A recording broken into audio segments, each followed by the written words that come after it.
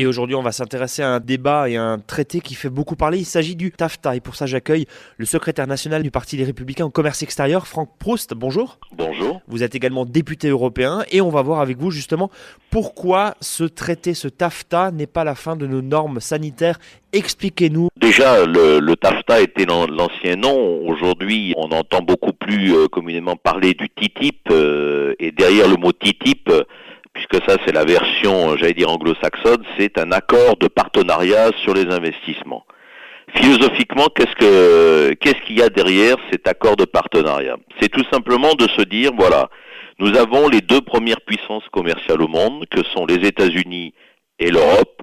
Est-ce qu'il ne serait pas judicieux de mettre en place un accord pour réglementer les relations commerciales entre ces deux puissances ?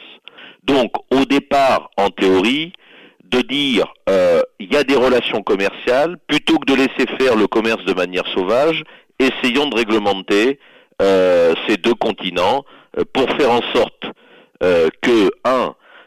on ait un accord gagnant-gagnant, parce que c'est ça le but, c'est-à-dire un accord qui permette à nos entreprises de mieux exporter dans les deux sens, en supprimant notamment ce qu'on appelle les barrières non tarifaires. Je parlais des problèmes juridiques, de problèmes de normes qui sont en jeu. Vous parliez effectivement de libéraliser, en tout cas de simplifier les échanges avec les États-Unis. Alors on peut comprendre effectivement cette volonté. Par contre, les plus grosses craintes affichées sont quand même une dégradation des normes de qualité qui, de fait, vont peut-être laisser rentrer sur le territoire européen des produits qui n'ont pas forcément les mêmes normes sanitaires, les mêmes normes alimentaires que chez nous, notamment en France, et c'est un petit peu ce qu'on vous reproche. Bon, on a entendu des visions caricaturales de cet accord. Pourquoi je dis ça ? C'est parce que on donne à cet accord un passif alors qu'il n'a pas de passé. Aujourd'hui, cet accord n'existe pas. Il y a des discussions. Quand on parle de normes, et notamment de normes sanitaires, j'ai entendu parler de poulet chloré de bœuf aux hormones.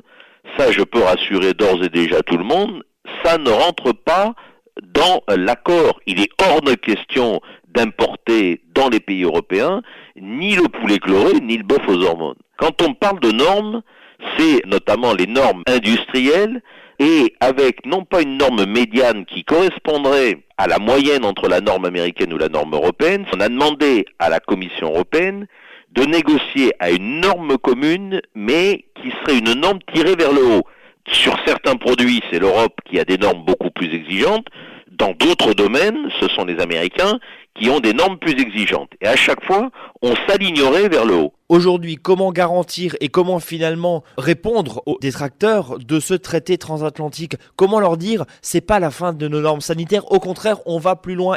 Aujourd'hui, il y a des contrôles qui sont effectués, mais on ne peut pas dire que la situation est idéale. Demain, c'est un alignement vers des normes vers le haut. Quand nous, par exemple, nos fromages, je pense notamment au Roquefort, tous nos produits laitiers ou autres, n'arrivent pas à pénétrer le marché américain, c'est parce que les normes sanitaires américaines ne supportent pas qu'il y ait du pain, entre guillemets, moisi au cœur d'un fromage. Donc, on a une protection de nos IGP, nous devons protéger nos appellations pour permettre à nos entreprises dans l'agroalimentaire de pouvoir exporter vis-à-vis de ces pays-là.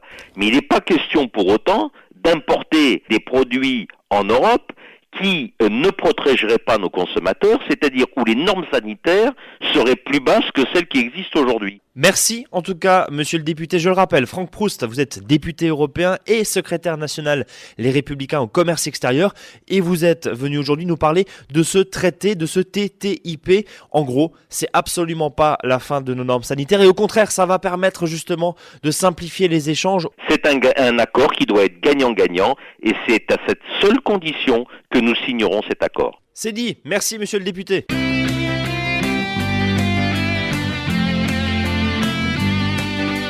Une question sur l'Europe ? Ayez le réflexe Europe Direct. europedirect-france.eu